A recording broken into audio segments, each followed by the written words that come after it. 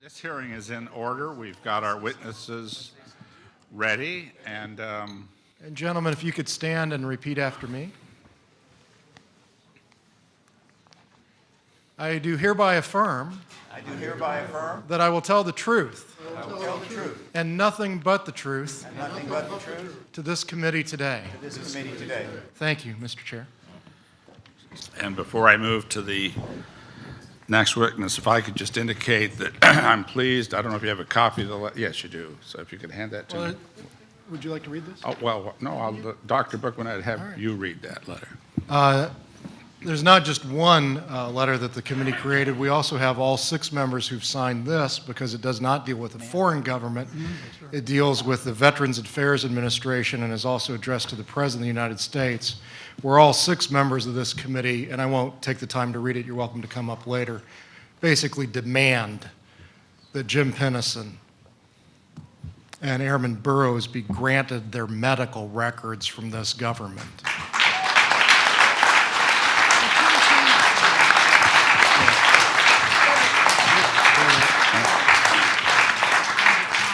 And this is a point of personal privilege. If I can just say that beyond the obvious benefits to those 2 heroic former members of the United States Air Force,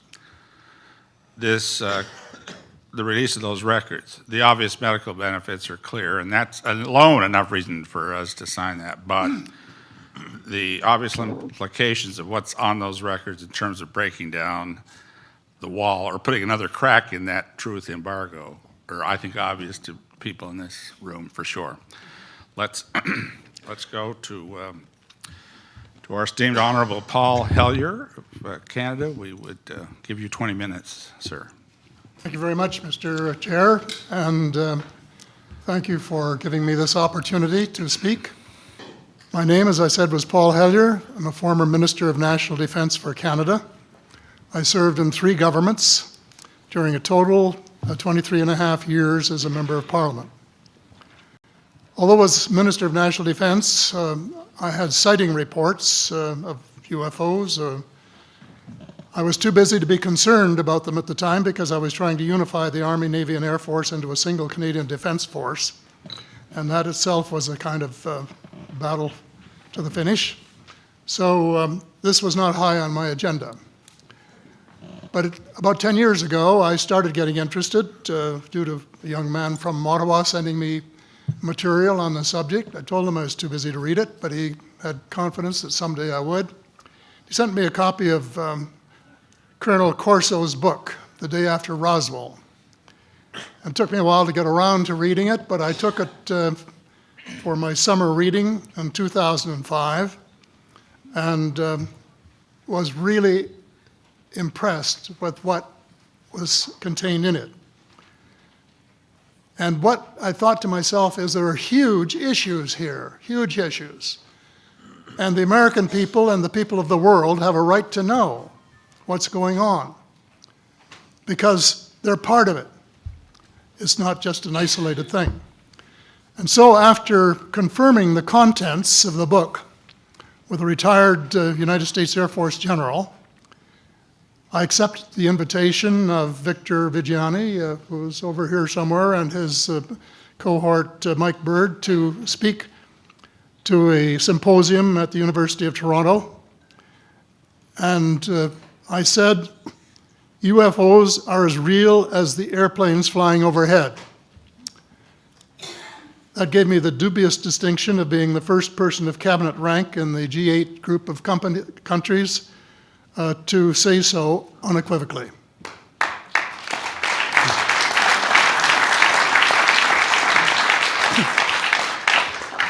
Since then, I've learned a lot from many sources, including a number of the fantastic witnesses that we have heard these last 4 days. They were so outstanding, I was just really blown away with them, the amount of information that was available. And I appreciate every single one of them. But because I'm not a ufologist, I'm a politician, there are only a few things that I want to add in that particular realm. First is that about in the 1960s sometime, there was a flotilla of UFOs headed south that crossed into NATO territory in Europe. And the Commander-in-Chief of the Supreme Allied Headquarters in Europe was naturally very shaken. Fortunately, or maybe divine providence, before the panic button was pushed, the flotilla turned around and headed back north. Obviously, they had thought maybe they were Russian and they were very concerned about it. Anyway, an investigation was launched into this whole subject, and a document was prepared which concluded that at least 4 species had been visiting Earth for thousands of years. And this is my own view at this stage as well. So, except for that, there are just a couple of things that we've talked about that I'd like to refer to. And one was that we were referring to them as they until this morning when Linda Moulton Howe, I think she was the first one, actually named 3 different species. I have brought my latest book called Light at the End of the Tunnel, A Survival Plan for the Human Species, as an aide-memoire, and I name 5 different species here. I'm aware of more now. As a matter of fact, I saw a document just a few days ago that mentioned 20. And I think you, Mr. Chairman, were interested in some of the places they might come from. And I have in here Zeta Reticuli, R-E-T-I-C-U-L-I, Reticuli, the Pleiades, Orion, Andromeda, and the Altair star systems. So I don't think we can any more refer to them as they, because they're not an amorphous mass. They are different species and consequently may have different agendas. I don't think we can say that they all have the same agenda any more than we could say that the United States, China, and Russia had the same agenda. Our real interests may be very similar, but as of now, our perceived interests are still quite far apart. One more observation before I begin what I want to say, and that is that we spent quite a bit of time talking about the 66-year-old cadavers. And I was glad to have Linda this morning finally say that there are live ETs on Earth at this present time. And at least 2 of them probably working with the United States government. The other species that I learned about not too long ago was called the tall whites. And this is when Paula Harris broke the story just a few years ago.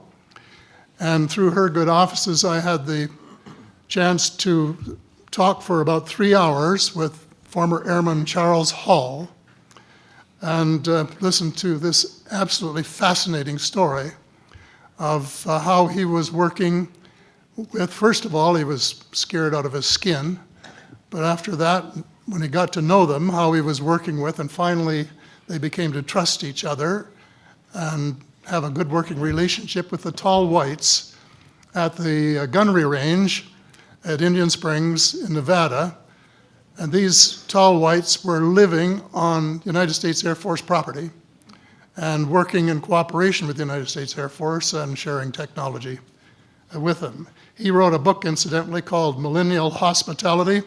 There are 4 different versions, but Paula says that Millennial Hospitality number 2 is the best. I think that's the one I read, and it's a very interesting read if you want to sort of get inside the problem of what it's like to bump into these people floating across the terrain in the desert.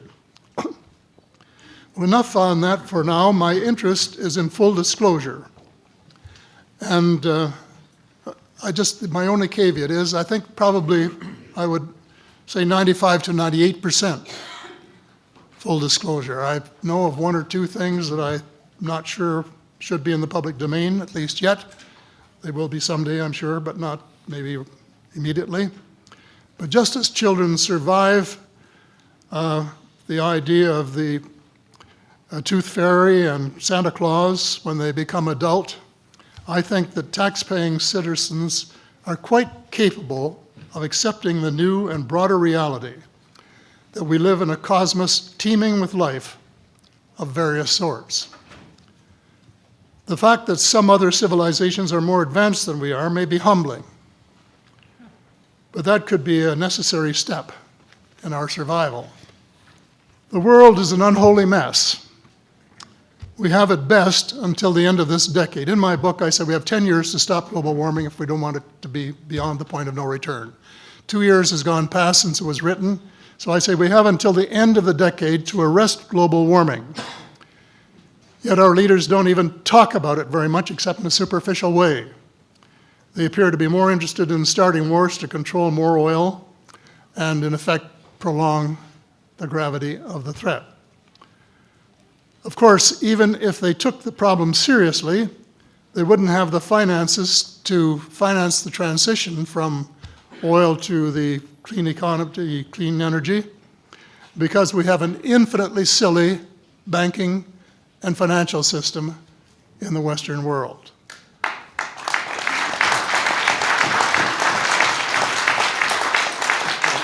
And the United States Congress, I regret to say, is partly responsible, and I'd be glad to elaborate on that later if you're interested. And finally, they need the technology for clean energy. And it exists, and it's being kept secret by the same vested interests who control our destiny. Who are these vested interests, and what are they up to? Well, Senator, you were talking about a military junta.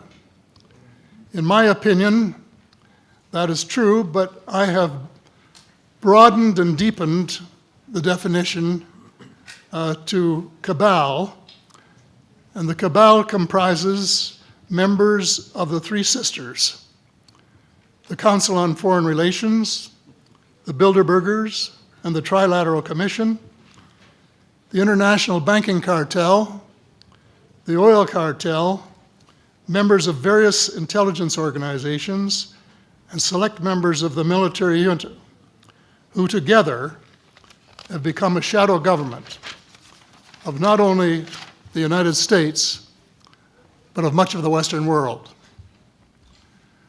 The Council on Foreign Relations is the oldest of the Three Sisters, and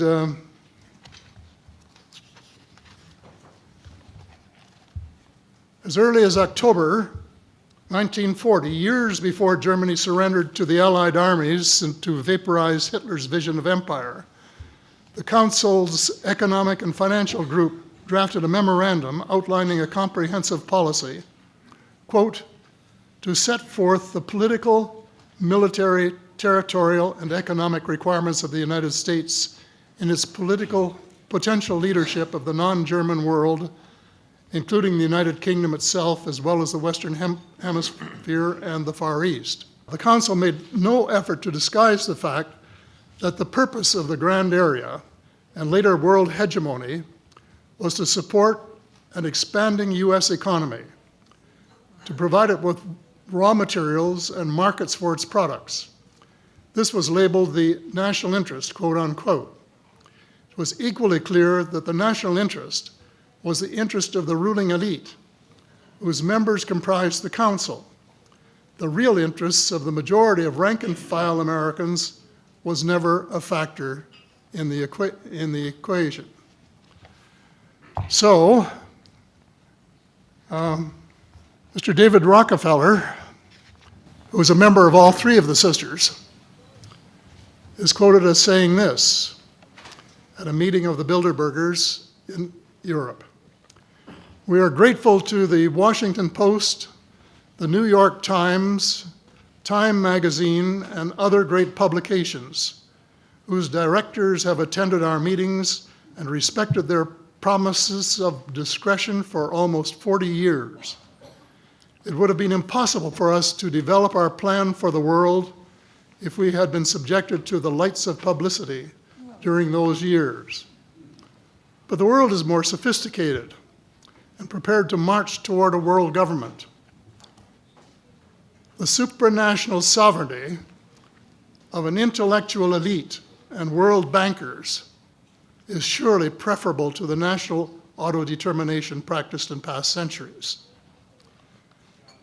He, of course, pretended he didn't say that, but the witness, this is reported by Daniel Estulin, a thoroughly reliable reporter who has written the true story of the Bilderberger Group. And if you want to really get inside of what's been going on there for this long time, that's a good place to go. So anyway, you hear what Mr. Rockefeller said, and so there you have it. The aim of the game is a world government comprising members of the cabal who are elected by no one and accountable to no one. And according to Mr. Rockefeller, the plan is well advanced. Does this help you to understand why our civil rights are being taken away from us? I say us, because Canada too is included in the grand plan. A giant leap in the wrong direction followed the end of the Cold War. No one could have been happier than I was when the Berlin Wall came down on November the 9th, 1989. The elation on our side of the curtain was near universal, and very significant on the other side as one country after another regained its freedom. Nearly everyone believed that it was the dawn of a new era of peace and prosperity for people everywhere. There was much talk of a peace dividend. The prospects were dazzling in their scope and diversity. It was a unique and God-given opportunity for a new, braver, and fairer world. We blew it. We blew the chance of a lifetime to do good things. A small group of zealots undermined our golden opportunity to pursue peace, not war, and little did we dream that they had a vastly different vision of the new world order. Their plan, which is now commonly known as the Project for a New American Century, included preventive wars in clear violation of international law, regime change wherever and whenever the U.S. desires, and if they can get away with it without excessive casualties, and the establishment of a kind of economic and cultural hegemony with America acting as constabulary, quote unquote. That was their word, globally. This was to be accomplished without authority of the United Nations and without the restraint of existing international treaties. It would involve a military buildup unprecedented in peacetime history and could trigger an arms race, which is precisely the opposite of the peace dividend that the world had rightly looked forward to. The Machiavellian scheme involved secret police, the curtailment of civil liberties in defiance of the U.S. Constitution, and a moribund economy operating way below its potential. Exactly those features for which the Soviet Union was held in contempt.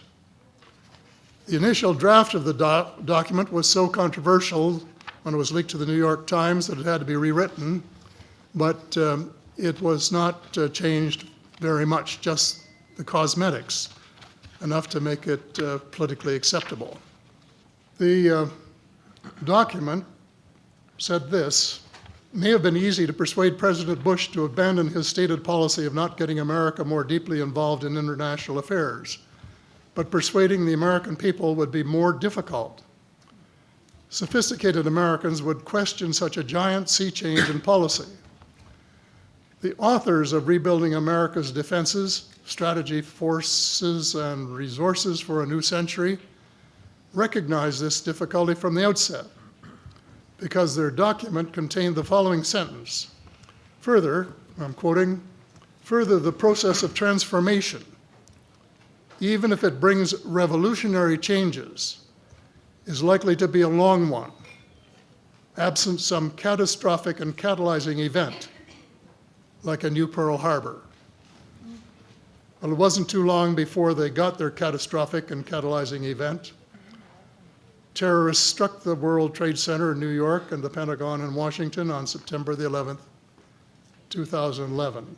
Incidentally, they have removed the sentence about Pearl Harbor in the document that you could now get if you went to the internet to find it. Almost the whole world mourned. Canada mourned. The overwhelming majority of Muslims condemned the treacherous attacks. My sympathy for the friends and families of the injured and dead was genuine and unwavering to this day. My sympathy for the U.S. government began to grow a bit thin, however, when I heard President Bush cite the reasons for the attack. And I quote, "Why do they hate us?" he asked rhetorically in an address to the Congress.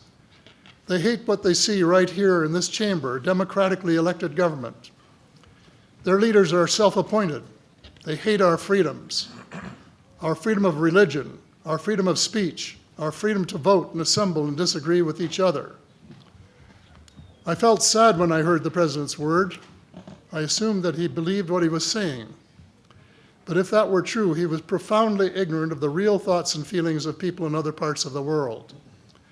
If he wanted to hear the truth, he should have listened to Osama bin Laden, who was well informed concerning the origins of the kind of fanatical hatred of the United States which has led to such treachery. This is his version of events. Every Muslim must rise to defend his religion. The wind of faith is blowing, and the wind of change is blowing to remove evil from the peninsula of Muhammad. Peace be upon him. As to America, I say to you and its people a few words. I swear to God that America will not live in peace before peace reigns in Palestine and before all the army of infidels depart the land of Muhammad. Peace be upon him. That is clear enough. The dislike of America has nothing to do with democracy versus dictatorship, or wealth, or freedom of religion, or freedom of assembly. It is directly related to American foot-dragging and stick-handling a just settlement of the Palestinian question. Mr. Hellyer, I'd hate to interrupt. Time has expired, but I'm very happy if the panel has no objection to allow another minute or two to finish your statement. How much time do you think you need to finish it? I think probably somewhere between 1 and 5 minutes, most. I think we'll give you 2 minutes to finish your statement, as much as I'd like to grant more. Thank you. Okay. In short, American foreign policy was the root of the conflict. So here we are more than a decade later fighting another war that can't be won. There is no country on earth powerful enough to protect its citizens against fanatical hate, as we learned from the Boston Marathon.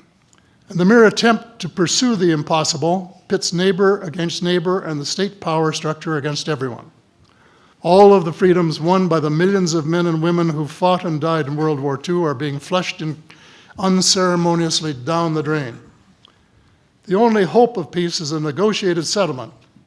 This will require a paradigm shift in American attitudes. It involves a de facto renunciation of the plan for a new American energy and the adoption of a pledge of cooperation with all humankind to build the kind of world which we are collectively capable of. Young people everywhere need to be challenged by a noble cause. They need to be involved in arresting global warming, creating a banking system that is just and sustainable, and lead the way in the transformation to the new reality that we have to live in harmony with our celestial neighbors, as well as seeking peace on earth. In a word, we have to become spiritual beings and practice the one tenet that the world's major religions have in common, and that is the Golden Rule.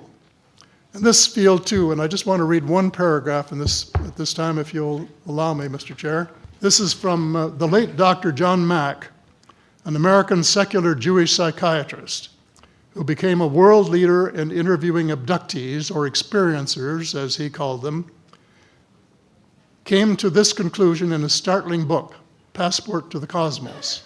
Quote, "Although the aliens are not themselves gods, their behavior is sometimes anything but godlike.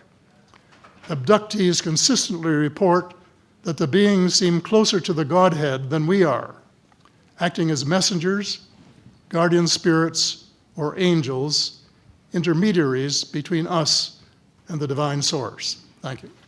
Thank you very much.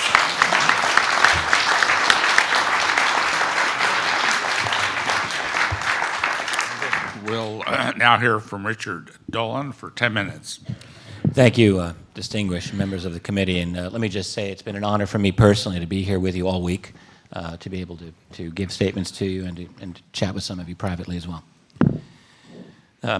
Regarding disclosure, I have often felt that disclosure on the matter of UFOs and ETs, possible extraterrestrials, is a paradox. It's impossible, but it is inevitable. It's impossible because there is no political motivation for it. It's inevitable, however, because our leaders are not the only factor in this equation. There are other beings, after all. But mainly, I would say there's us, the people, who are going through this greatest social, cultural, and especially technological transformation in the history of humanity. In fact, I would say that we are the game changers. Someday, and it won't be too long in the future, something is going to force someone's hand. It could be a major sighting, it could be a major leak, something that can no longer be denied. After all, we are fast approaching what experts in artificial intelligence call the singularity, when computing intelligence exceeds our own. In such a future, I ask you, can we really think we will still be stuck in neutral on this issue?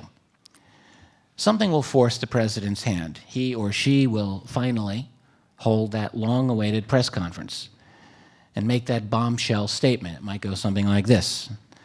I have been advised by the National Security Council and heads of our intelligence community that there is a reality to some of the UFO phenomenon, in that some UFOs are real physical craft not manufactured by any known civilization on Earth, or words to that effect. It's the kind of statement that many proponents of UFO disclosure would like to hear, but the real question is, what next? Because there would be quite a few follow-up questions. At the top of the list will be questions about who these other beings are and what their agenda or agendas might be. And this will be a very difficult question for any president to answer. In the first place, there is a likelihood that even the leaders of the black budget or breakaway society that have been on top of this for years, they may not even know, or at least not fully. And what if they do know? And moreover, what if at least some of that answer includes information that might be upsetting? Divining the intentions of non-human visitors or permanent residents, whatever they may be, might not be the easiest thing to do. But it's entirely possible, judging from the data we do have, that some of them may not care very much about humanity. Some may not. And what if an agenda has been determined within the intelligence community, and this agenda includes something to do with alleged abduction phenomena? And even if that isn't true, does any president honestly believe he or she can contain rampant speculation along these lines? And even if the intentions of these other beings are said to be neutral or positive, there will clearly be tremendous suspicion by large swaths of humanity. This will not be an easy sell. There will already be a sizable number of people predisposed to interpreting these other beings as nothing less than demonic. Short of bringing one of these entities to a podium and subjecting it to hours and days and weeks of questions by an insatiable public, it's very likely that any moment of disclosure will not satisfy the public the way it would like to be regarding alien motivations. That's only the beginning of the problems. One early and obvious question that will arise, one which will have deep, profound political implications, will be very simple. How long have you managed to keep this secret all these years? Consider that our entire society has been told that UFOs do not represent anything truly anomalous, that ETs or aliens are definitely not here on Earth interacting with us, that UFO believers may be well-meaning but had been mistaken about all of that. This has been a mindset embedded within all of our major institutions. our educational institutions from primary school through universities and postdoctoral levels, throughout our major news organizations in which an open belief in UFOs is a third rail for one's career, throughout our scientific establishment for sure, and also throughout our political structure. Political careers have been destroyed or at least severely undermined by the UFO taint. Remember what happened to Dennis Kucinich in 2008 after it became known that many years before he had seen a UFO. Never mind the fact that the two witnesses he had been with came out and corroborated the sighting. They saw the same thing. All of these institutions and others have treated the UFO topic as nothing more than a joke, something suitable for immature minds. Can it really be that the professors throughout the United States uniformly have dismissed this phenomenon without any cooperation from the intelligence community? Ditto the world of science, politics, and media. Well, no, not when the most modest amount of research shows strong intelligence community influence over all of these institutions. In other words, people will see very clearly that the national security apparatus has created a global culture that has suffocated the truth. Researchers will begin to investigate in a serious way just how these relationships have undermined the credibility of all those institutions and undermined our apprehension of truth. The result will be a major cultural and institutional house cleaning, but it won't stop there. Citizens will naturally want to know specifics about the structure of secrecy itself. That is, they will want to know, if the US president has been out of the loop all these years, as it seems, then who exactly has been in the loop? Who has been running the UFO cover-up? If the answer is anything along the lines of my own research so far, it will show that the cover-up has long ago gravitated away from formal presidential authority into international and private hands. It's not that the US president is a non-player in all of this, but rather is more like the public face of the true power elite that stands behind. We all, I think, have come to understand this when it comes to power in general, and this will likely be the case when we begin a sophisticated analysis of UFO secrecy. In other words, the moment of disclosure will trigger an intellectual revolution worldwide relating to the true structure of power on planet Earth. It will be a moment in which the world sees and acknowledges that the emperor has been wearing nothing at all. The political fallout will be tremendous, and a great battle will develop within the first year of disclosure. Think of it this way: just because the president has been forced into making an announcement doesn't mean that the CIA and all the other intelligence groups that have been managing this will simply walk away. There has been a concerted effort spanning an entire human lifetime to control this topic. A great deal has been invested, and mere disclosure is not going to change that. The real issue in the immediate post-disclosure world will be who controls the spin on the story. Because right away there will be a great divide, a chasm. Once this topic is available for open discussion, you can be sure that people around the world will be demanding answers. You can be just as sure that on the other side of the fence, information will be handed out as sparingly as possible. Government spin doctors will be out in great numbers trying to control the situation according to national security policy, although this time independent UFO searchers may get a public hearing that they hadn't gotten before. If the official spokespersons are making misleading or false statements, it's going to be a bit easier post-disclosure for independent researchers to point this out, because this time the world will be much more likely to listen.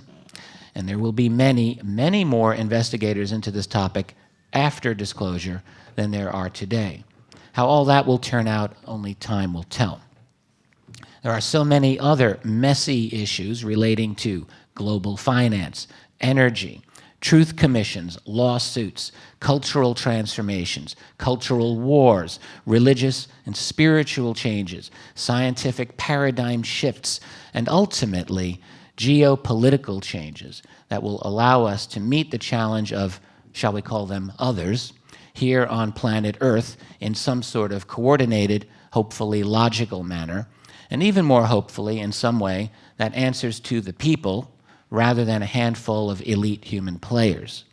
And for that, We will need a groundswell of public pressure from below and tremendous political energy, ethics, and courage to take on the black budget culture that has dominated this subject for so long, and to begin a long, hard fight to reclaim some measure of freedom and dignity for humanity while we begin a new, better, and more mature phase of our existence. Thank you. Thank you, Mr. Dolan.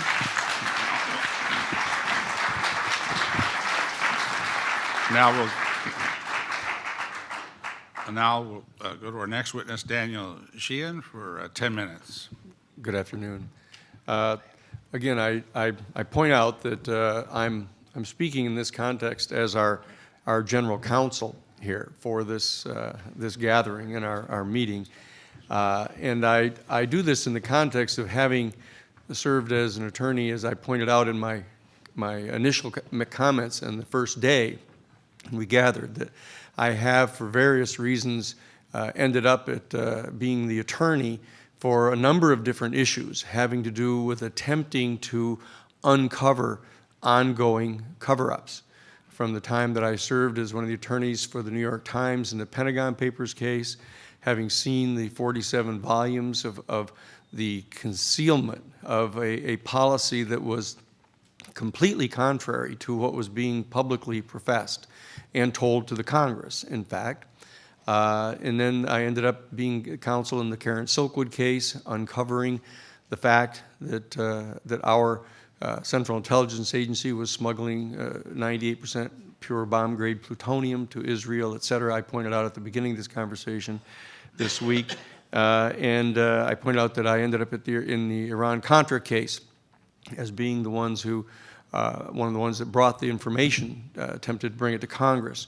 And I want to point out here, just at the very top of my conversation, to repeat the reaction on the part of Peter Rodino, who was the chairman of the House Judiciary Committee at the time, when the information concerning the off-the-shelf, self-financing covert operations enterprise that had been set up by the chief of covert operations for the Central Intelligence Agency, Theodore Shackley, under George H.W. Bush, that when he was told this by Scott Armstrong, one of his trusted confidants, that Peter Rodino's response was, my God, Scott, I've been telling people for years that if they didn't like the way that our American policy was going, that they should write a letter to their congressperson.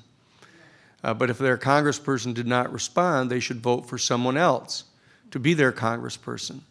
But if what you're telling me here is true, why then we haven't even been in charge. I'm not going to allow the United States Congress to investigate anything like that. Now, that's an absolute quote from Peter Rodino as the chairman of the Judiciary Committee, and this had only to do with the fact that there was a covert operation going on attempting to supply military equipment to the Contras. Now, what we're dealing with here is we've come full circle during the course of this week.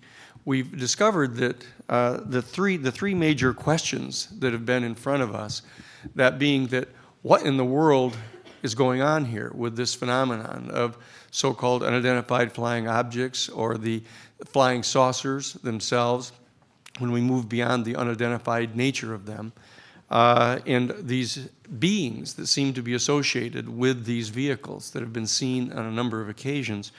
That's one of the big major questions. And the second major question is, well, who in the world is it that knows what the answer to this question is, since so many of the government officials don't seem to know, yourselves included.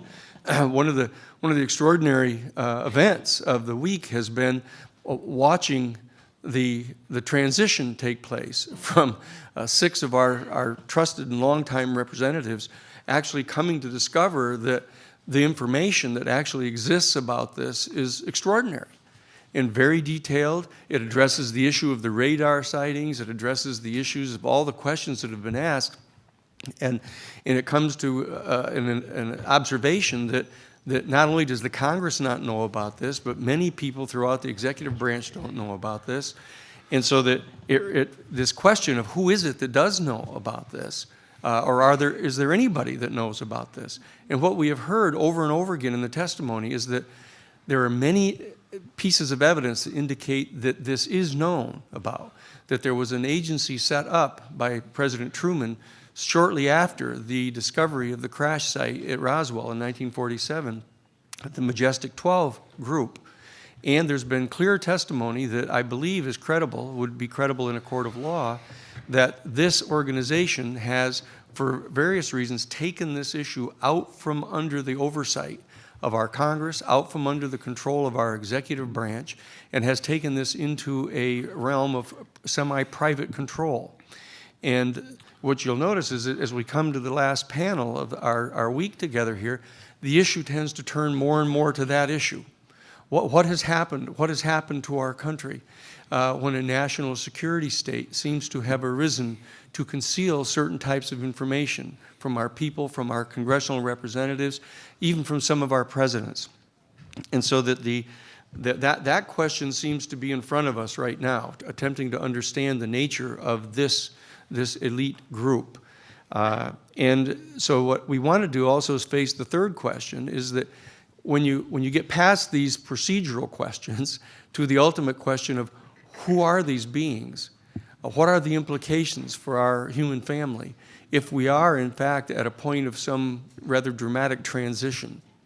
And I believe that what we're going to be experiencing in the very near future has been foreshadowed, as I mentioned earlier, by the position that's being taken by the Catholic Church and the Vatican, that they are very clearly attempting to move into a position of utilizing the increasing discovery of more and more planets on which they are more and more confident that life is going to be discovered, and that they're going to eventually not only recognize that at least microscopic life has been discovered, but that a civilization has been discovered, and they're going to begin by pointing out that it's okay because they're very far away.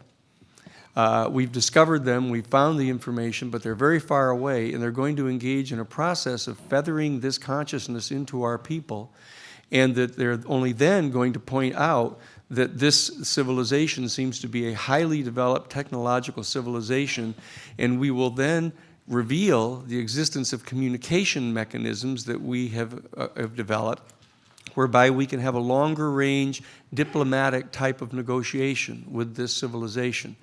And they're going to say, let's not turn to the past. Let's not reflect upon all this information and evidence that's been around for a long time, that they seem to be here. We've known about it. There's been concealment about this. There may be concealment of certain technology that they've made, we had available to us. Just as was said by the Obama administration, let's not look back at George W. Bush's administration. Let's not review the question of the torture and the lying to the Congress of the United States to get us involved in this. Let's not do that. Let's look forward and be constructive. That's how we're all trained.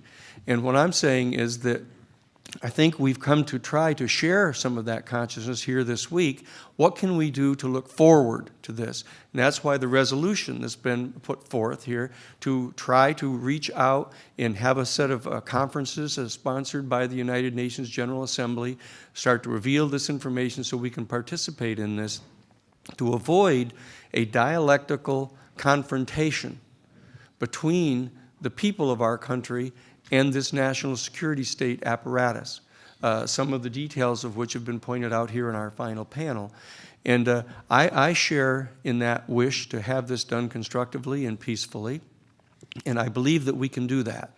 And I believe that you, as former members of Congress, recently retired, the reality is that if the 6 of you go and sit down with various people in Congress, not to expect that they're going to change overnight and say, oh, look, let's have a hearing on this and expose it to our people.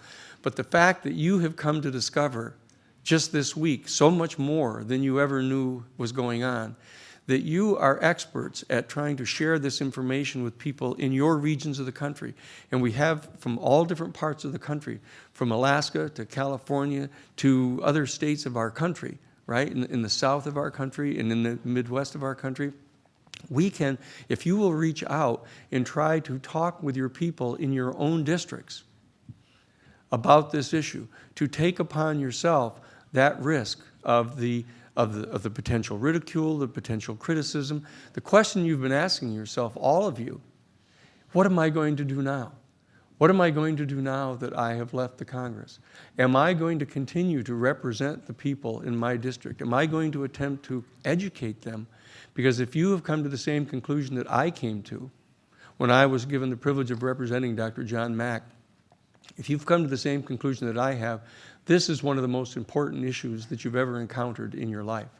And you are the most skilled people to go and share this with your own constituency and reach out and help us.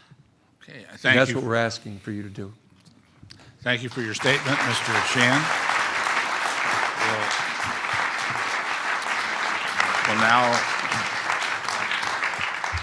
We'll now begin the questioning of our witnesses, and we're going to change the order. We're going to start with Dr. Bookman. We're just going to work our way down this way, just so you know. Mr. Dolan, we've had this conversation before, and I think it might be helpful to the committee too. How many crashes do you find credible, roughly? I've never bothered to tally them up. There are a couple of very good books, studies that have been done, one by a gentleman who's here, Dr. Kevin Randall, another by Ryan Wood. How many do your colleagues generally, as you look at their materials, have you concluded I find? don't think 10 would be outrageous. Okay, so maybe 10 craft have been recovered, 10 crashes. Let's talk about those 10. We assume that we're not the most enlightened, caring, loving folk in the galaxy, I gather. Is there any evidence that the colleagues of these crashed extraterrestrials have come looking for them or attempted to recover their crashed technology, or their brothers and sisters who might have been held in captivity, no matter how comfortable here? Well, all we're dealing with are leaks and more leaks and stories and claims. It would not be illogical. There have been claims that have been made. Proving these, getting corroboration is another story. Thank you. Yes, Representative Woolsey. Thank you.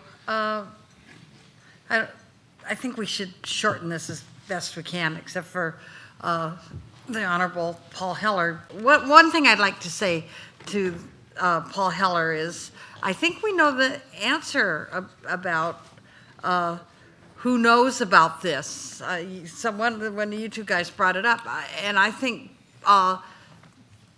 Mr. Heller answered it for us. It's the three sisters. I mean, they know of the industrial complexes, the oil cabal, the banking cabal,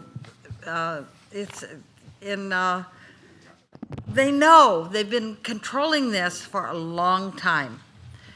So we know they know, and we know they've been controlling it. So our question is now, what do we do about it? I don't think it does a lot of good to go out and insult the people that are going to have to do something about it, but we can do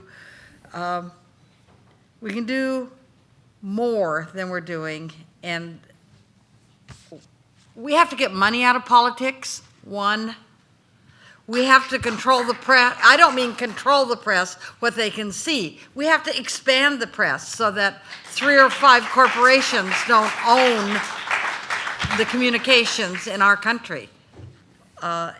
And we have to do something about our education system so that our students graduate knowing how to question, staying in school in the first place, but they have to learn how to question, they have to learn how to analyze, they have to make decisions that are in their own best interests, not in the best interests of the top 1% of the wealthiest people in this country. And we have to have economic justice. I mean, there's so much that we have to do in this country. And if we had a country that was not based on money and had a press that would speak truth to power and an educated public, we'd be demanding and wanting to hear everything that I heard this week from all of you. It isn't there, it isn't happening. And we just do, I mean, we have so much work to do. I mean, and then the question of what, well, my question is, what would it looked like, why would it be upsetting to get this information out? What does upsetting information look like? Well, Ms. Woolsey, if I might have something to say on that. Get back to the- I had a conversation with a gentleman who I will just say is of absolutely impeccable credentials, who told me of his personal knowledge of a briefing that was given to President Jimmy Carter back in June of 1977 on exactly this matter. Now, he doesn't know the details of what was said, but he does know that it was a briefing about the extraterrestrial presence. This was in June of 1977. It was the beginning of his first year. And at the end of that meeting, that the president was seen with his head in his hands, elbows on the desk, and weeping, or deeply upset. Something was told to him that was very upsetting. I asked this individual if he had any idea what it was. He did not bother to speculate. But I will say that I have another gentleman who was a senior cabinet member in the first Reagan administration, who similarly told of being taken for several weeks after he got his job to an underground facility to receive a briefing, and was deeply upset because, as he said to a trusted family member, I have a daughter, and I am terrified for her. So there's something going on in which this phenomenon is either threatening, or we might speculate beyond the control of the political powers that are officially supposed to be representing us. I suspect Well, both. it is beyond control. It's the three sisters that are running it. So, thank you. Thank you, and let's go to Representative from Maryland. Thank you very much. I want to, for a few moments, dwell a bit on a problem that was mentioned by both Mr. Hillier and Dr. Bookman. That is the constitutional issue here. For the moment, we are the undisputed economic and military superpower in the world. We are a bit less than 5% of the world's population. We're about one person out of 22 in the world. And we have we represent about a fourth of the world's economy, which means we have about a fourth of all the good things in the world. How come? How come? We no longer have the best work ethic in the world. All you have to do is drive around and watch for people bending their back and sweating and working. You won't see very many white faces, and you don't see very many black faces. You see Hispanic faces. We no longer have the most respect for the nuclear family. This year, almost half our babies will be born out of wedlock. We no longer have the most respect for technical education. This year, the Chinese will graduate 7 times as many engineering students as we graduate. How is it then that we are so darn fortunate that we're the undisputed economic and military superpower in the world? I think it's because of our enormous respect, and we have a fourth of all the good things in the world. I think it's our enormous respect for civil liberties. There's no other constitution, there's no other Bill of Rights that protect civil liberties like ours. And I think, by the way, you've mentioned it, gentlemen, we are not a democracy. We have democratic process, but we are a republic. Benjamin Franklin asked. Yeah. There's a fundamental difference there. There's a fundamental difference there. I'm very concerned that because our government today so easily ignores the Constitution to do what they think are good things, that tomorrow, like some of the functions of our government that I think are extra-constitutional, if not unconstitutional, like ignoring the First Amendment requirement that the citizens have a right to petition the government for a redress of grievances, and there's a grievance that there's not been a hearing on this for a very long time. If the government can ignore the Constitution to be good things today, tomorrow they can ignore the Constitution to do bad things. Other countries have done it. When my ex-chief of staff, who is now my colleague, called me and asked me if I was interested to do this and warned me that there was a big probability that a lot of people would relegate me to the lunatic fringe for coming here, I told her that the primary reason that I would come was that there's a serious constitutional issue here. The citizens have a right for their government to tell them what's going on here. And I want to thank both of you for bringing up this constitutional issue, because I think it is a very serious one. A government which ignores the Constitution to do good things today, what they think are good things today, can ignore the Constitution to do bad things tomorrow because they will rationalize that they are good things tomorrow. So thank you very much for your shared concern of this issue. Now yield back.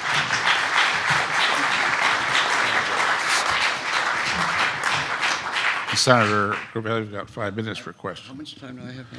You'll have 5 minutes for 5 questions, and then whatever time afterwards, we'll start with you on closing statements. Okay, good, very good. What I'd like to do is ask Minister Hellier, you know, we all talk about the problem. In fact, that's all I hear is defining the problem. We got to think in terms of solutions. What's your solution to the problem? You have got problems. Wall Street runs your economy, and the military, you elect a president who is presumably commander-in-chief of the armed forces, but he's not cleared to know what the troops and his commander are actually doing.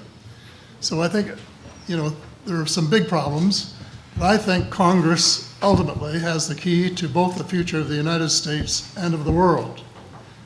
And this is what bothers me, because they're not exercising their power to change the things that have to be changed. But if you'll indulge me, I'd like to read 2 pages from advice from the extraterrestrials. And I think they've got a lot of good advice because they know what's going on more than we do sometimes. This is a quote from Jim Sparks, who was probably the most abducted of all the people who have been abducted. And he was taken away one night late on. He'd been abducted dozens of times before that. And he said, I found myself standing in that abandoned carnival park, clear-headed and fully conscious. There were those creatures again, and I could see that their holograms of human faces were cast over their faces to disguise their true appearance and make me feel less apprehensive. I noticed that each alien seemed to be concentrating on communicating or transmitting its thoughts to the creature to my left. They seemed to be of like mind, as though combining their consciousness into one telepathic voice. They continued. And now this is quoting the ETs. There are some things you need to understand. Yes, it's true that we have been in contact with your government and heads of power. It is also true that we have been It is also true that agreements have been made and kept secret from your people.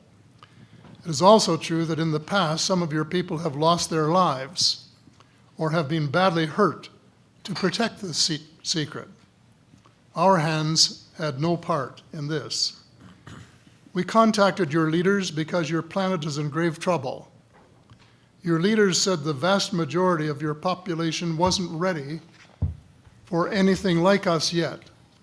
So we made time agreements with your leaders as to when your people would be made aware of our presence. That part of the agreement has not at all been kept. It was also agreed that in the meantime, steps would be taken to correct the environmental conditions of your planet with our advice and technology.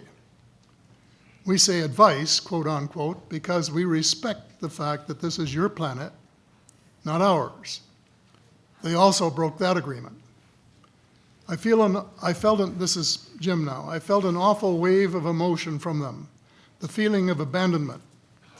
To feel any emotion from them at all was amazing, but this was quite overwhelming.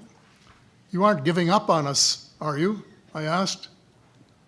There was a long, silent pause, and I received the transmitted feeling of tremendous loss. Well, are you? I asked. No.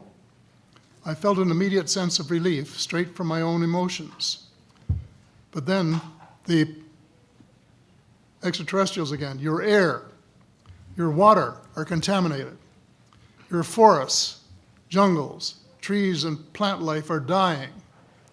There are several breaks in your food chain.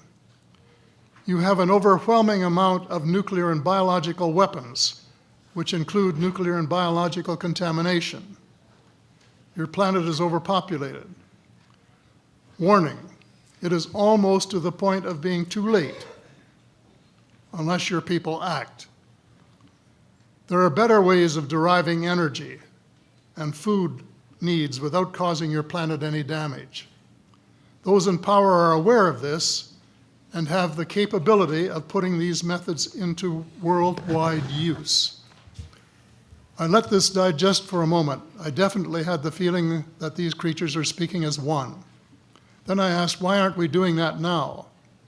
Silence. I was willing to wait. I'd come a long way to be treated like this by them, to have this kind of meeting. Apparently, I had earned their respect and trust. The best part was that I was getting direct, truthful answers to my questions. I decided that I would milk this rare situation to its fullest, asking as many questions as I could get away with, even personal ones. I repeated my question and they answered. Those in power view it as a military and security threat. That upset me. You mean to tell me that the people in power have the ability to save and better the planet, and they aren't doing it? Amnesty. What do you mean?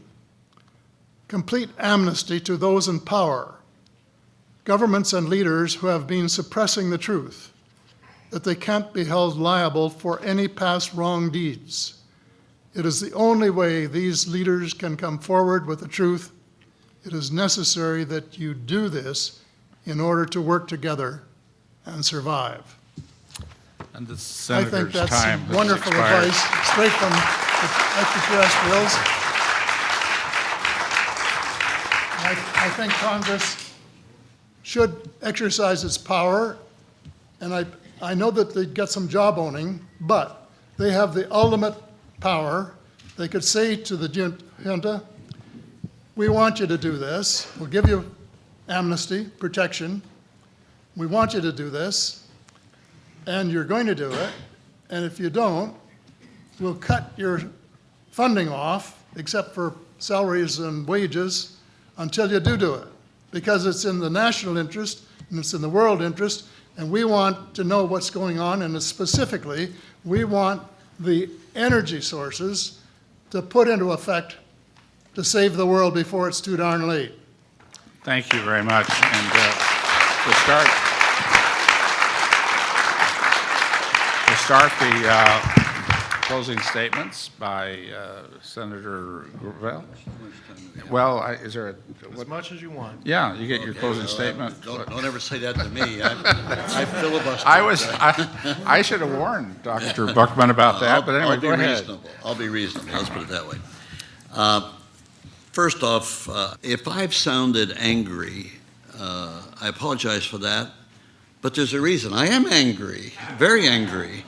But I really want to point out that I love my country. I'm very critical of it because it needs to be criticized heavily.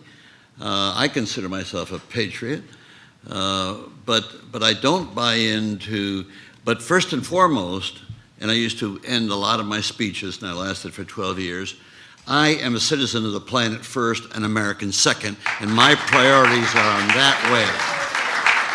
Okay. Make no mistake about that. Now, when we're analyzing the problem, whether it's the extraterrestrial situation issue or the 9/11 issue, which of course ginned up the ability of the crazies to really go after the world, we have to start and be a little humble and say, hey, those of us that have held office for a period of time, you know, it's during that period of time that things have gone to hell. And when people say, well, you know, we ought to take back our country, we never had our country. If you read the Constitution that was passed in 87, and 89, the first administration. You know, we were putting in slavery for infinity. And if you look at, and if you, those of you that have this brochure, you look at all of our forebears that said the people should have the right to change their government. And that's based upon the Declaration of Independence, where all human beings are created equal. Well, 12 years later, they're in Philadelphia, and they're not creating all human beings equal. What they're doing is they're making a distinction that white males are the only equal ones, and if you have enough property, the rest. And so those who get married to the Constitution, they like to rip the Constitution apart.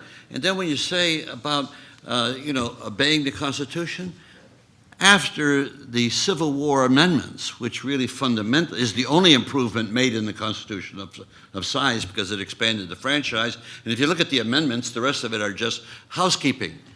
And so from the Civil War on, we had 90 years where, 12, 13 states were in total violation of the Constitution of the United States, and nobody gave a darn about it. And the political parties were all part of the conspiracy. So when you advance from there to here and look around and see how our scientific advancement has been so explosive, and we are stuck in a system, a structure of governance that's 250 years old that is totally irrelevant to dealing with our problems that we face today.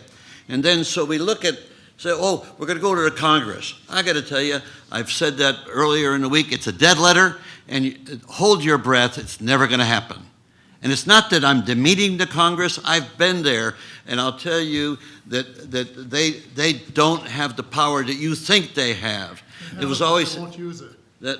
But no, I don't want to engage in anything. I respect your views, but I just want to tell you that the problem, you have to come to some kind of a search internally with some humility and say, maybe, just maybe, our structure of governance is deficient.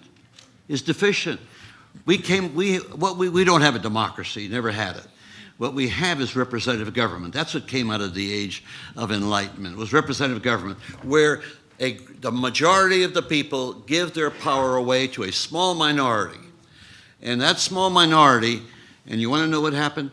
$4 billion was spent in the last election, and our government, the Congress, the executive, the bureaucracy, the judiciary, they are owned lock, stock, and barrel by the Wall Street, the military-industrial complex, and all the special interests that we find abroad. And then when you see what's going on with NATO, is nothing but the militarization, the globalization of the military-industrial complex. That's what's going on.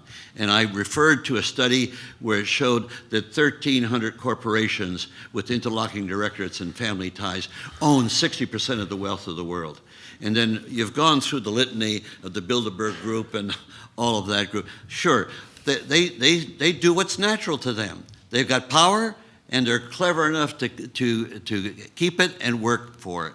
Our task is to look at the structure of why we're failing as human beings. And I say all of us, because we've had testimony replete of people in the military who are supposed to be courageous and prepared to charge up the hill, that they defer to authority that silences them. And if you reason it out, it doesn't make any sense that they have to keep secrets like that. I had to make that decision in the Senate and put myself at risk when releasing the Pentagon Papers. Those were top secret documents. And the rest of the Congress was stymied like little kids in school that you could go read it, but you couldn't take any notes. They tried to impeach me, and I was saved by one person, Mike Mansfield. He had such power in the Senate. He stepped before a delegation led by Gerald Ford, brought it with Hugh Scott, went to visit him and said, well, we got to deal with this Gravel for what he's done. And Mansfield turned to them, sucking on his pipe. He says, he's done nothing that I know of, and they walked right out. That was the end of the story. That saved my career. And when I went to see Mansfield, and I get emotional about it, because what he turned to me, he says, Mike, if I'd had your courage, I'd have done the same thing. But stop and think what I did. The whole Congress had bought into the secrecy of these documents, and I'd turned it all over, and made the Supreme Court moot, and put to shame the newspapers that were now afraid to do that. And the issue with the Supreme Court. Our government representative government is designed to keep the people in civic adolescence. That's what it's the design. What is adolescence? Oh, I want that, but I don't want to pay any taxes. I want that, but I don't want to pay any taxes. That's adolescent behavior. Now, how do we bring the people to adulthood, civic adulthood? How do we do it the way we bring our children up? We give our children responsibility as they age, and then they come to adulthood. So it's taking responsibility. But when you have a structure of government that doesn't permit the people to take responsibility, you guarantee the continuation of civic adolescence. And so what I've tried to do with this work, and this represents the last 25 years of my public life, and it'll continue until the day I die. And that is that the answer is the people. It's not your leaders. Don't trust your leaders. It's the people. There's only two venues for change. One is the government, wherein structurally the problem exists, and the other is the people. The government won't, but the people can't, because they give their power away. I'll close on one quote which says it all. And that is very simple. It's a quote from 2,000 years ago. Marcus Cicero defined freedom as participation in power. You will never see fundamental change in our society or global society until the power can be relegated to the people directly. It's just that simple. I make that as a prediction. I've resigned myself that I'll keep working, but I won't see this in my lifetime. Won't see it in my lifetime. But someday, people are going to wake up and say, hey, you know, what's so worrisome about empowering the people to be able to do what? When Cicero says freedom is power, is participation in power, what is the central power of all governments? Whether tyrannies or democracy, well, republics. It's the ability to make laws that stand outside of ourselves and that we're supposed to obey them. At this point in time, only representatives make laws, and these representatives de facto are controlled by these forces beyond our control because they control society. So the answer is to find a way to empower people to be able to make laws. Therefore, they will have the power to, one, to do away with the secrecy in government. Does it surprise you that 50% of the people don't even care about government? And this is not Einstein's theory. Well, it is Einstein's theory, and that was, he said that to repeat over and over again something that doesn't work is the definition of insanity. That's a great theory. So we vote for Democrats, nothing really happens. We vote for Republicans, nothing really happens. We go to Britain, we see one government, that government, nothing really happens to advance the needs of the human race.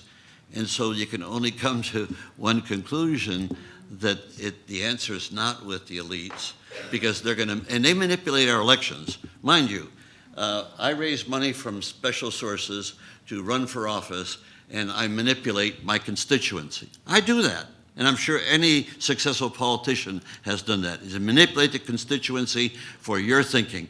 And to think that we in elective office want a turnout of voters, hell no. We want a turnout of our voters, not the general voters. So the whole structure of representative government is very deficient. So let me lead with this, that I have personally unreserved faith in the people. And if you don't have faith in the people, what do you have faith in? The leaders? And that's exactly where we're at today.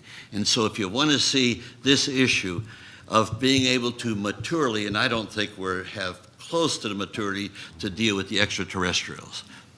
And we don't have the, no, we're told, and I'll accept that we have the scientific ability to send ET home. Well, it's being sequestered away from the people, and that's a tragedy, because there's a lot more out there that could benefit the human race, but we can't get our hands on it because we don't have the structure of governance to be able to go at it. And so let me close on it. If those of you that don't have this, you can go to our website, National Citizens Initiative for Democracy. And that's hopefully, it won't succeed in my lifetime, but it is my contribution and a legacy. Forget the Pentagon Papers, forget the nuclear critique, forget the end of the draft. This is the contribution that I think is worthwhile, and I won't live to see it. Thank you very much.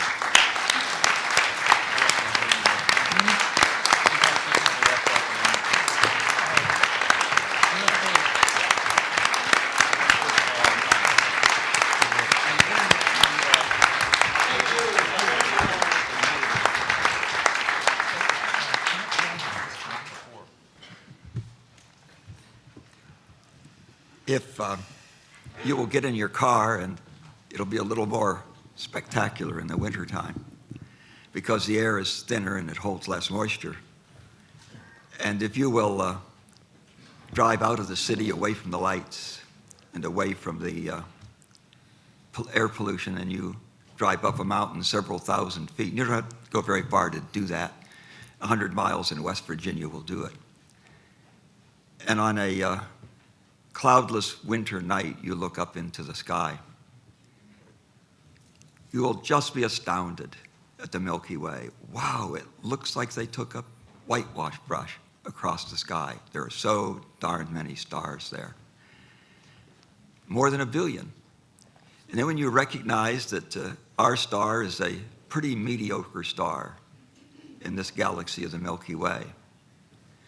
And then when you know that there are probably 1 billion other galaxies this size.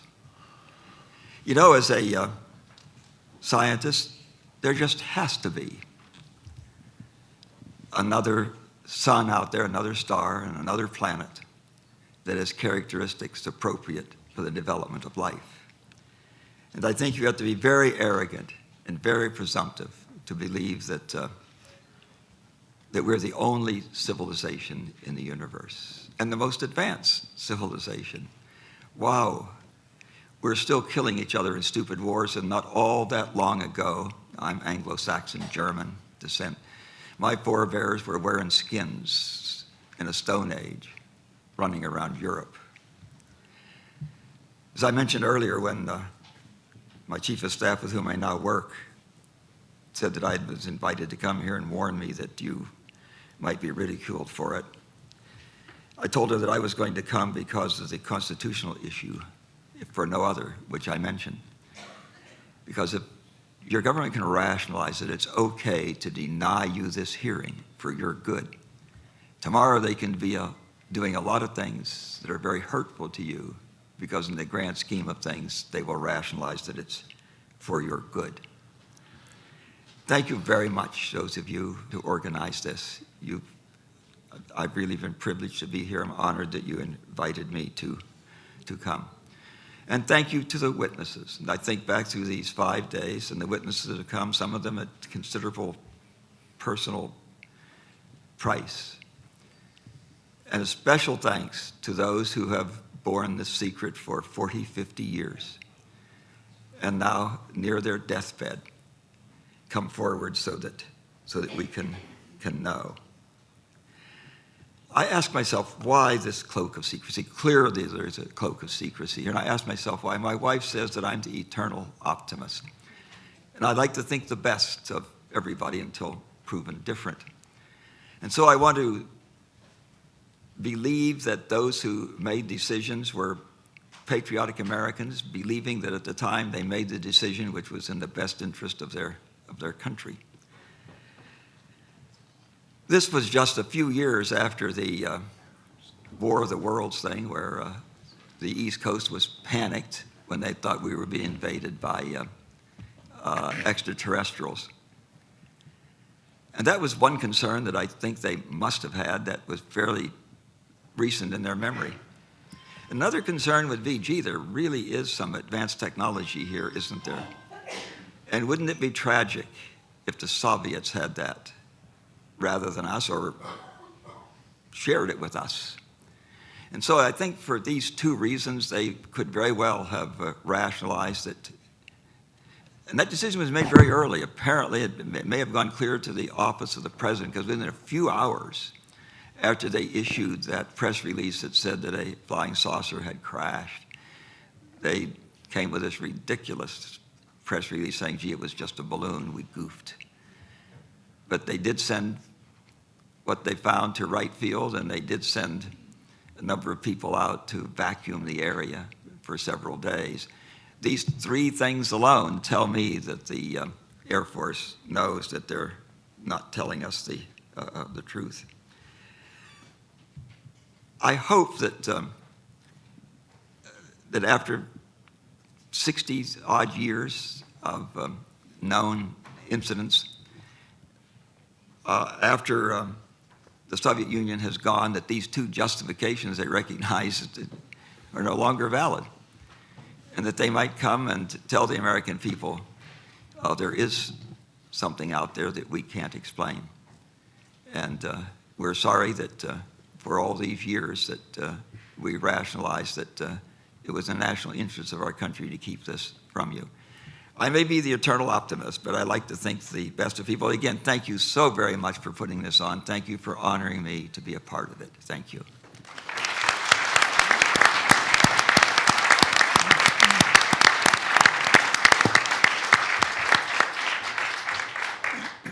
Yes, I certainly want to thank everybody that's been involved in this, this whole operation this week. And I just want to say how grateful I am for being contacted and asked to participate, and how glad I am that I accepted this opportunity to be on this panel. But I want to focus my closing statement, and keep it very short, on the witnesses. I still can't believe the quality of the witnesses that we've seen this week. There's been about 40. This is meant as a total compliment. I can't, when I contemplated coming here to Washington for this, I certainly couldn't imagine that you could assemble in one conference that number of people with that level of capability, competence, commitment, and intelligence. The witnesses are far better than I think any one of us had a right to expect when we accepted this. And maybe it's because I don't know enough about ufology, but... And Congressman, there is 5 more behind every one of those 40 that could come no forward doubt. just as strong. I'm starting to have no doubt about that at all after hearing what just a small sampling of pilots and controllers and people on the ground that have seen things and witnessed things, and the integrity and believability, honesty, and clear thought of each of these testimonies was something to behold. I have to say that. I'm just very impressed on that, and I'm going to conclude the remarks by saying to all of the witnesses, and each and every one witness, if you're a researcher, you keep on researching and redouble those research efforts. If you're someone in the media that's trying to understand this and help promote it, work harder at it. And you're doing a good job, don't get me wrong, but I just want you to redouble this because if it's true, and I've announced before I even came here that I believe in extraterrestrial life, and that was from a religious standpoint. So I've been focusing on scientific evidence of it, and let me just say this. I'm like sorry the name slips me, but the person that used to be the minister in the Ministry of Defense, Nick Pope. I'm like Dick Pope. I haven't come to a definite scientific conclusion on that question, but I hope in the short lifetime I have left, I can based on science. And if you researchers will redouble the efforts, and if anybody that can help fund and resource this kind of effort can get committed and get going, because, hey, I can tell you, this must have cost some real money, what you've done here, and that's a compliment to the fundraising skill that you obviously all have that have been involved. So I'd just like to end with this final sentence. Keep working hard. Use this as just kind of a springboard to redoubling your efforts. Thank you very much.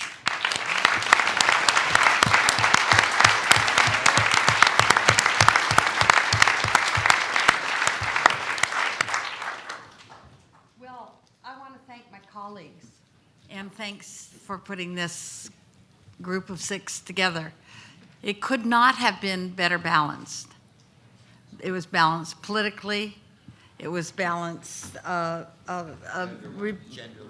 gender-wise, absolutely, and it was balanced with our beliefs, you know, and it's so clear. People say we don't get along. We get along, and when you take the politics out of it, it makes it a lot easier. Now I will say what we say in the Congress when we want to save time, is that I echo our chairman's viewpoint on the witnesses. He said it perfectly. The knowledge, the experience, and the integrity of this group of witnesses made it this such an important week for me, and I know for many others. Actually, with this amazing group of witnesses and that we heard, and as we talked about this subject, it made it absolutely impossible for me to remain a skeptic. And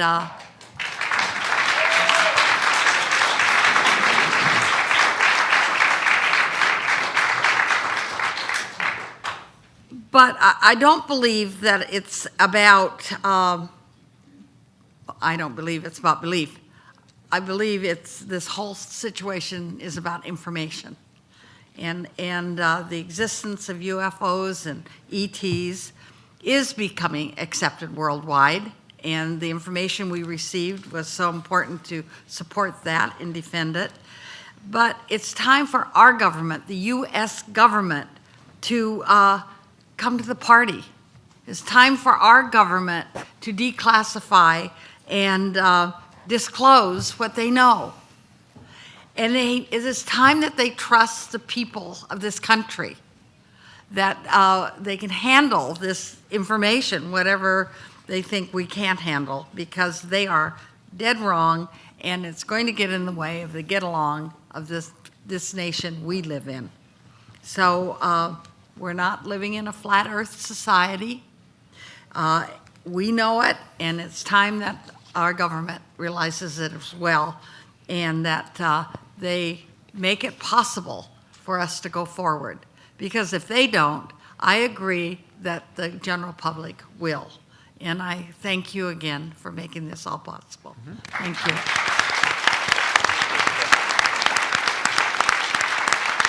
Absolutely blessed to have been given the opportunity to fill Congresswoman Hooley's seat when she left earlier today.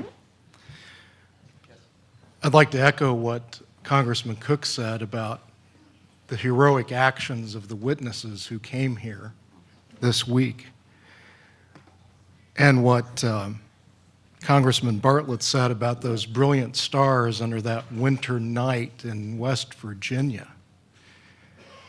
But what I'm here to suggest is that we have stars who've shone just as brightly this week, and other human beings who are here who were just as heroic. And I'd like to share a little bit about that. I shared my gratitude for Congressman Kilpatrick, who was the first to say, yeah, I'll do it.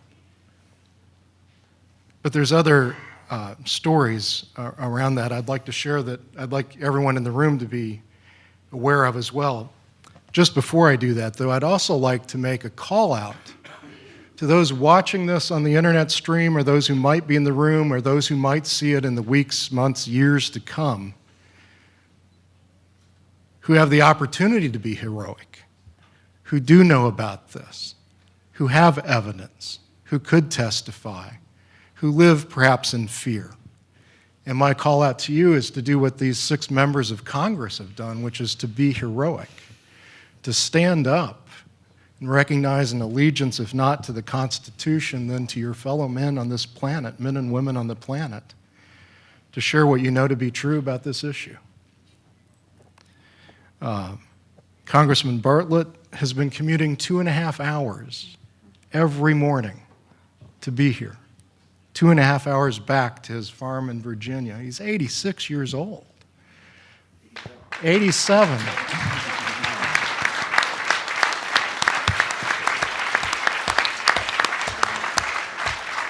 Sir, you're a hero to me. Your commitment to our Constitution and the principles of liberty that it embodies, and yes, Senator Gravel's right, it never embodied them perfectly, but it was a huge advance in the history of humanity on this planet to grant liberty to the people to see the government not as the giver of rights, but as of rights being self-evident and inalienable for each individual. Your commitment to that is heroic. Congressman Woolsey, who's sitting next to me right now, authored legislation to protect whistleblowers that this government, this Congress refused to pass. And we've been, if you haven't noticed, attacking whistleblowers for at least the last 12 years at an ever-increasing rate. It's unconstitutional. It's anti-liberty. It's criminal. And she and I have partnered on bringing greater freedom to other social organizations and inclusiveness in other battles not related to this issue. I mentioned Carolyn being first earlier, and I want to say how great a gift that was to all of us putting this together. Again, somebody had to be first. Senator Gravel, when I called him, said, "Do you mind if I quote you on this and share our private phone call for a bit, Senator, in the world of full disclosure?" He said, "How much money are you offering again?" Damn it, I usually do these things for free, and this is the first time I can't go. My wife and I just made plans to be on a cruise on the Danube at that time, and he changed his vacation plans to Canceled be it. here. Canceled his vacation.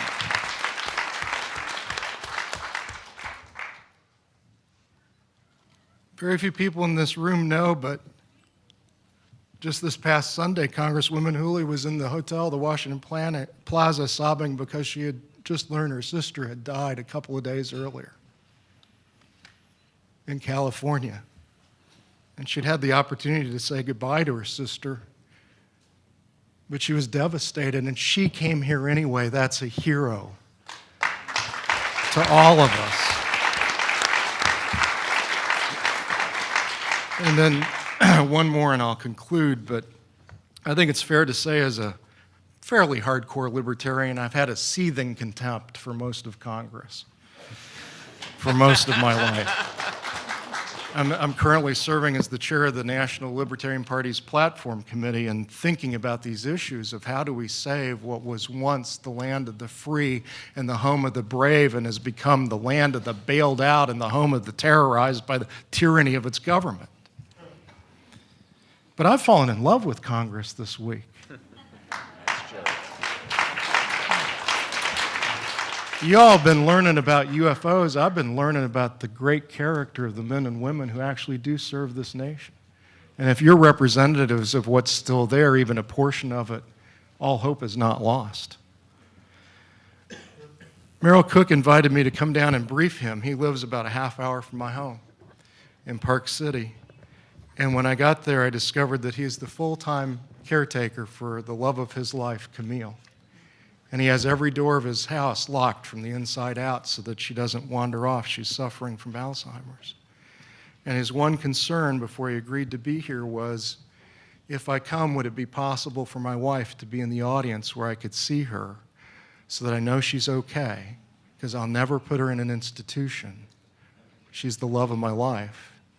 But I need to have her in a seat where I can see her with someone sitting next to her so I can focus on the testimony. And sir, if I could love my wife half as much as I've seen you as an example of love to yours, I'll be okay. You, sir, are a hero as well.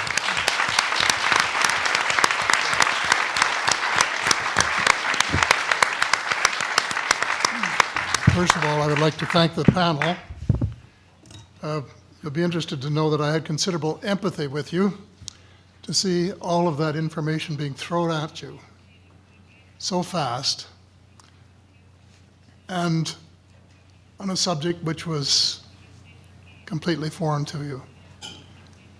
And you did a remarkable job of accepting it, digesting it, and being, in effect, transformed by it. And how I wish that more people would be in that position so that we could really get the word out and get the kind of action that we dream of. But as the Senator says, maybe just a dream, but I hope not, because time is running out. So thank you very much, each and every one of you. You were great, and we appreciate what you have done, and just hope, Mr. Chairman, that you too all redouble your effort when you go out to try and influence people to expose themselves to this kind of information so that they too may understand. And the witnesses, I must say, I agree with everything that's been said about them. I have never seen anything like it in my life. Just absolutely transfixed. Seen more heroes in 5 days than I've seen ever before in my life, except perhaps on VE Day or something. But just wonderful people who are willing to stick their necks out because they're deeply, deeply committed in the search of truth. And that's what we've got to do. I hesitate to mention names because every single one of them should be singled out. But I was particularly thankful this morning to both Richard and Linda that they got us into some of the things that we hadn't been in before. And I will never forget Colonel French admitting that his job was to invent the excuses for the UFOs, and that he designated a lot of them as swamp gas. We all knew that the swamp gas and the plasma and the balloons and all this sort of stuff was you know what, but to have him say so was, but he said something else that I think that is even more memorable to me, and that is never put weapons in space. To adhere to the space treaty. Google the space treaty and listen to Carol Rawson on the reasons why we should have a common access to the space, everybody, and not try to see if we can outwit other people in being the first to spend a lot of money putting weapons in space. And I feel very strongly on that. It's an issue which I have been involved in for a long while and which I will continue to support. And final word is Bob Salas, I also remember, because he summed up the situation in one classic sentence. It's power and greed. It's not national security. And that's what I believe. Thank you, Paul.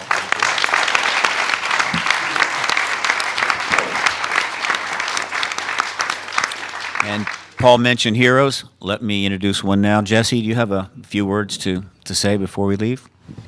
Well, I have a few words. I'll keep these remarks short because everything's already been said, really. But I do want to express my appreciation and honor in presenting my story to this panel that we have. You know, since 19 47, I have known that we're not alone in this universe, because based on the material I saw that my dad brought in from the desert, I realized this is not of human manufacture. So if we didn't make it, it means somebody else did. And when you look out at the night sky there in New Mexico, you realize this beautiful place that we live in is called the universe, or our galaxy. As a matter of fact, there's 10 to the 22nd power stars in the known galaxy, which equates the number of grains of sand on the beaches of the Earth. And to say that only one grain of sand out of that multitude has sentient life like us around it is just begging the question there. Because someone once said very truthfully that if we're the only ones here, there's an awful lot of wasted space out there. And so anyway, I started thinking about this. People ask me, how did this affect my religion? My belief in God. Well, I believe in the intelligent design, because if in the very beginning, at the Big Bang, when things were created, if the parameters were changed just ever so slightly, like the rate of expansion of the universe, or the charge on the proton or the electron, or the masses thereof, had that been off by 1 trillion from what it turned out to be, we wouldn't be here, nor would our cousins from outer space be here too. And I'll give my philosophy. I think we're all related. People of Earth, people of star setup, wherever they come from. We're all related to them, because in the very beginning, when the Big Bang occurred, there's something called quantum entanglement that occurred. And Einstein calls this spooky action at a distance, but that means that all particles created in the Big Bang are related to each other. One example is where they would take 2 matched particles, send one of them, could be light years away, but you can make one change in one, the other one changes correspondingly instantly, like there's faster than light communication. So again, we're all related, we're in this universe, and we have a lot of cousins out there.